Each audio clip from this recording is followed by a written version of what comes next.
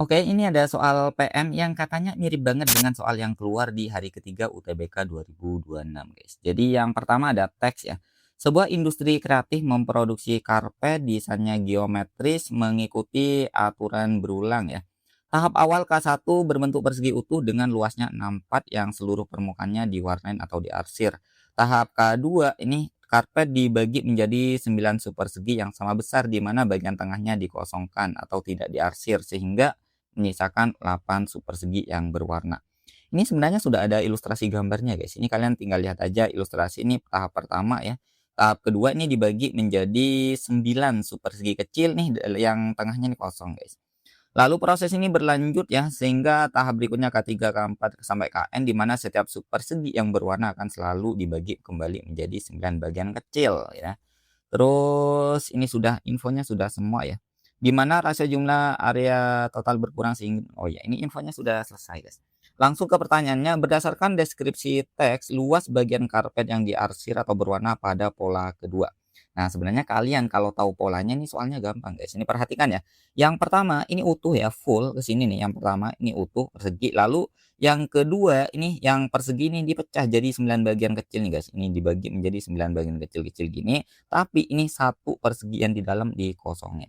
Kita akan mencari cuma luas yang diarsir guys. Berarti di sini kan dibagi menjadi 9 bagian. Satu ini dikosongin. Berarti yang diarsir sisa berapa bagian guys? Sisa 8/9-nya gitu kan ya. Berarti luas arsiran ini 8/9 dari luas awalnya guys. Luas awalnya di sini dikasih tahu ya yaitu 64. Berarti ini 8/9 dikalikan sama 64. Ini 64 nggak ada yang bisa dibagi 9. Nah, ini manfaatkan fitur terbaru dari UTBK ya guys. Di sini kalian pakai kalkulatornya ya. 8/9 kali 64. Bentar kita coba. 86 berapa? 64 dikalikan 8/9 hasilnya 56,88 guys. Berarti ini 56,88 sekian ya. Ini berarti jawabannya yang C ya. Lalu yang kedua perbandingan antara luas bagian yang diarsir pada pola kelima terhadap luas bagian yang diarsir pada pola kedua. Nah, ini ya sama kita bikin pola guys. Ini luas 1 tadi kan awalnya di sini adalah 64 ya. Luas 2 ingat ya, luas 2 adalah 8/9 dari luas 1. Ini berarti 8/9 dari 64 gini guys. Nah, luas yang ketiga ini sama ya. Dari satu kotak kecil ini dipecah menjadi ini 9 bagian, satu dibuang alias 8/9-nya guys. Berarti luasannya ya 8/9 dari ini ya. Berarti jadinya 8/9 dikalikan sama 8/9 kali 64. Dan seterusnya ini semakin berulang guys. Jadi kalau kita bentuk polanya berarti ini 64. Ini 64 kali 8/9. Ini kan jadinya 64 kali 8/9 pangkat 2 guys. Dan seterusnya berarti berikutnya 8/9 pangkat 3 gitu kan ya.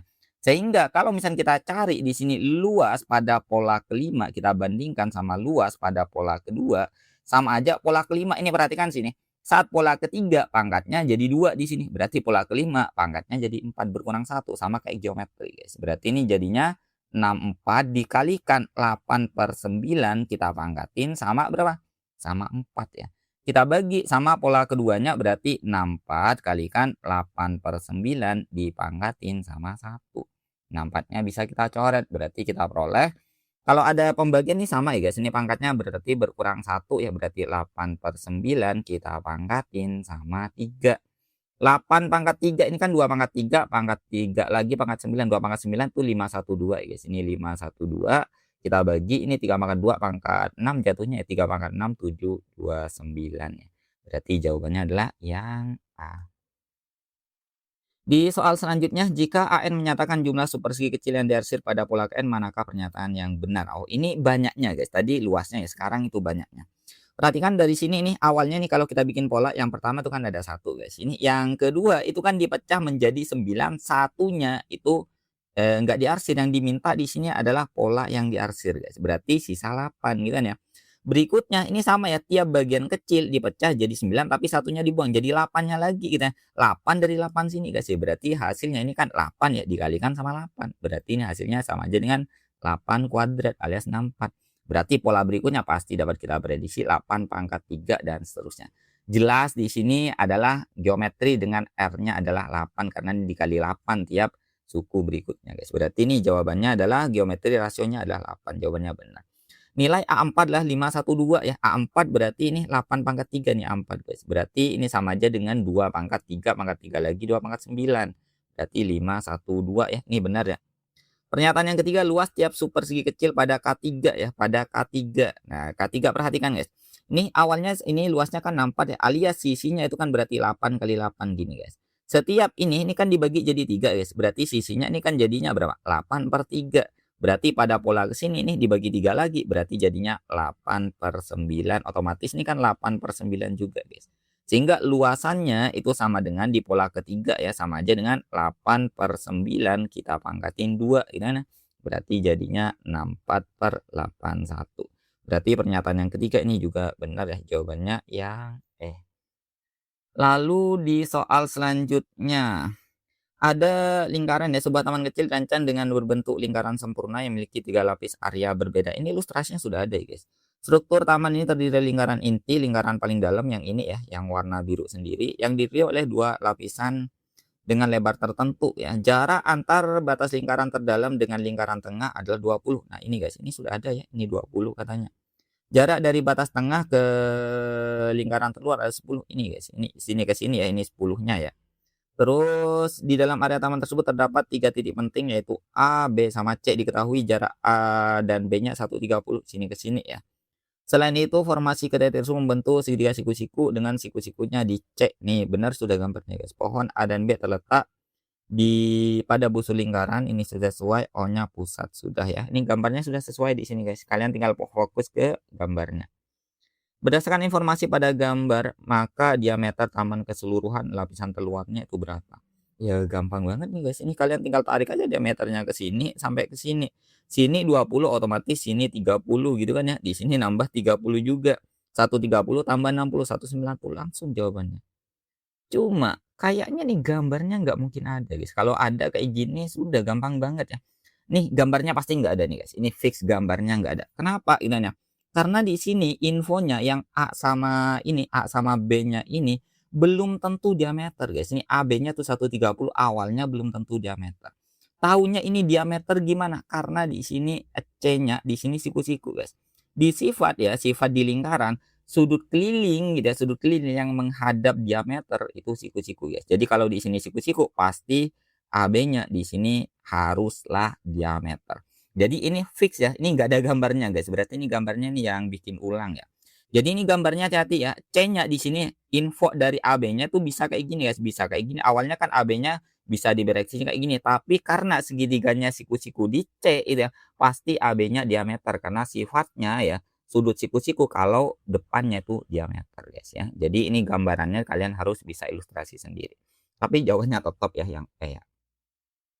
Lalu di soal selanjutnya, jadi ini fix sih guys. Berarti ini gambar ini nggak ada ya. Ini gambar ini nggak ada. Ini kita nggak usah fokus ke gambar guys. Berarti kita fokus ke teks ya. Karena ini pada ini ya pada source yang sama ya guys ini untuk soalnya. Dalam sebuah acara seminar juga tercatat kehadiran 30 orang peserta terdiri dari 10 orang lajang sama 10 ini berarti awalnya di sini ada 30 orang guys. Lalu ada 10 lajang gitu ya. Ini kita ilustrasi sendiri ya. Ini 10 lajang sama 20-nya otomatis suami istri ya. Suami istri kita tulis 20 aja. Suami istri SI kayak ini. Berdasarkan data riset 40% dari total seminar adalah guru. Berarti 40% dari full ya guys. Berarti 40/100 ya. Kalikan sama 30 ini harus guru guys. Berarti berapa ini? Ini berarti hasilnya 12 ya. Nah ini 12-nya adalah guru ya. Lalu setengah dari total peserta lajang berprofesi sebagai guru. Berarti dari sini setengahnya berapa guys? Berarti 5-nya harus guru. Karena dari sini 12 guru berarti sisa 7. Berarti 7-nya itu pasti dari yang suami istri ini guys. Berarti 7-nya guru kayak gini. Terus panitia akan milih secara acak beberapa peserta menjadi perwakilan dalam sesi ya kondisi ya, oke. Infonya sudah selesai ya. Jika panitia memilih satu orang peserta secara acak, peluang terpilihnya seorang peserta yang sudah menikah tapi bukan guru. Nah, peluang itu sama guys, ini peluang itu NA/NS gitu kan ya. NA-nya yang diminta adalah apa? Yang sudah menikah tapi bukan guru. Berarti ada berapa guys? Kalau 7-nya guru berarti yang bukan guru berarti berapa guys? Berarti 13 kan totalnya nih. Berarti 13 ini bukan guru ya. Berarti peluangnya NA-nya 13 per total keseluruhannya kan 30. Peluang tuh gampang guys, NA per NS ya, yang banyaknya yang diminta bukan guru tapi sudah menikah 13, NS-nya 30, berarti 13 per 30 jawabannya yang D. Lalu berikutnya ini benar salah nih, kenapa sudah ada jawabannya coba? Berdasarkan teks, oke kita coba cek aja. Jumlah peserta yang bukan guru adalah berapa? Gurunya 12, totalnya 30, berarti bukan guru jelas 18 ya. Oh ini benar guys. Rasio antara guru lajang dan guru menikah adalah berapa? Ini guru lajang nih tinggal bandingkan aja 5/7. Ini juga benar ya. Jika dipilih dua orang lajang, peluang keduanya guru. Nah, ini peluang nih ngambil dua pakai kombinasi guys. Berarti yang diminta adalah peluangnya di sini berarti lajangnya, berarti 2 lajang ini dipilih dari berapa guys? Ini yang diminta kan duanya adalah guru katanya. Berarti dipilih dari 5 guru lajang kayak gini. Dibagi sama NS-nya berarti kita diminta 2, kita pilih dari berapa? Dipilih 2 orang lajang. Ingat ya, yang dipilih cuma lajang doang guys. Berarti total lajangnya ada 10 di sini ya. Kayak gini. Kombinasi seperti biasa ya, berarti 5 faktorial dibagi 5 min 2, 3 faktorial nih 3 ya. Kali 2 faktorial, kita bagi yang bawah 10 faktorial dibagi 10 min 2, 8 faktorial, 2 faktorial. Ini jadinya 5 kali 4 bagi 2 berarti 10, kita bagi yang di sini 10 kali 9, 10, 5, 45 ya guys. Berarti kalau disederhanakan berapa? Kalau disederhanakan hasilnya bagi 2, bagi 2. Kok 49, 45 guys ini, sorry 45 ya. Bagi 5, ini bagi 5 berarti berapa? Bagi 5, 2 ya, yang bawah bagi 5 berarti 9, 2/9. Lah, 2/9 nih benar harusnya ini benar nih. Ini ngawur yang bikin. Ini harusnya benar guys, benar tiga-tiganya ya. Lalu di soal selanjutnya, ini masih teks yang sama ya. Ini kita patokannya pada ini aja guys, pada yang kita ilustrasikan ya. Diketahui telah terpilih satu orang perwakilan yang ternyata adalah seorang guru, peluang bahwa berstatus lajang. Nah, ini peluang bersyarat ya. Peluang yang diminta lajang tapi di sini juga harus guru. Berarti yang diminta adalah peluang ini harus lajang bentar ya. Peluang bahwa orang tersebut berstatus lajang guys. Peluang lajang dengan syarat itu harus dari guru. Nah, ini peluang bersyarat begini ya, berarti cari peluang lajang dan guru atau irisan dari guru dibagi sama peluang gurunya guys, kayak gini. Nah, tadi sudah kita tahu ya, lajang dan guru itu ada berapa guys? Lajang dan guru ada 5 gitu kan ya. Berarti dari sini tinggal 5 per totalnya kan 30. Ini peluang lajang dan gurunya ya guys. Dibagi sama peluang guru doang. Gurunya kan ada 12 tadi ya, sudah kita hitung per 30 gini. 30-nya kita coret, berarti kita dapat 5/12 ya. Sudah, jawabannya adalah yang A.